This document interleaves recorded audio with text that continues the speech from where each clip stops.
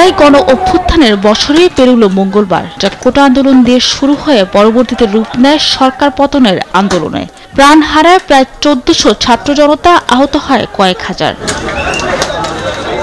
অভ্যুত্থানের বছর পূর্তির দিনে শুরু হলো হাসিনার বিরুদ্ধে গণহত্যার অভিযোগ গঠনের শুনানি। মামলার মূল আসামি হাসিনা, আসাদুজ্জামান খান কামাল ও তৎকালীন আইনজীবী চৌধুরী আব্দুল আল মামুন, যা সরাসরি সম্প্রচার করা হয় টেলিভিশন ও সামাজিক যোগাযোগ মাধ্যমে।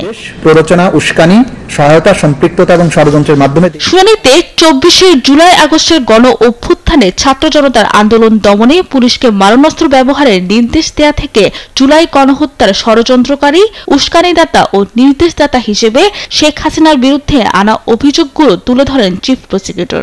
বলেন, হাসিনার নির্দেশ বাস্তবায়নের দায়িত্ব পালন করেছেন সাবেক স্বরাষ্ট্রমন্ত্রী আসাদুজ্জামান খান কামাল ও চৌধুরী আব্দুল আল মামুন। যে 5টা চার্জ আমরা এখানে ডেসক্রাইব করেছি, apparently it was widespread and huge number of victim has been victimized.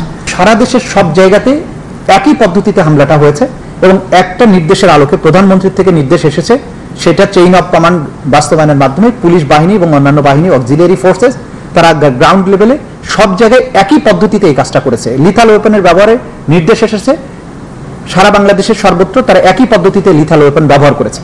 সুতরাং যেটা অপরাধ বাংলাদেশে সংগঠিত হয়েছে এবং যে চার্জগুলো আমরা এনেছি, এটা পুরোটাই ছিল ওয়াইড স্প্রেড এবং সিস্টেম্যাটিক, যেটা কোয়ালিফাই করে অ্যাজ ক্রাইমস এগেইনস্ট হিউম্যানিটি।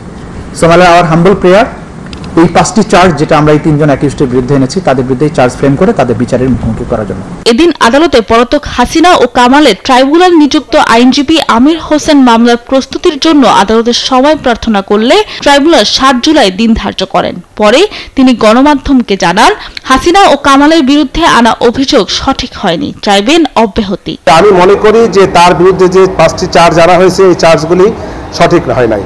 এই চার্জগুলি সঠিক না বিধায় আমি ডিসচার্জের আবেদন দেব। জুলাই গণ অভ্যুত্থানের মানবতা বিরোধী অপরাধের মামলায় এখন পর্যন্ত আন্তর্জাতিক অপরাধ ট্রাইব্যুনালে মামলা হয়েছে 27টি, আর আসামির মধ্যে গ্রেফতার করা হয়েছে 73 জনকে, এখনো পলাতক 132 জন।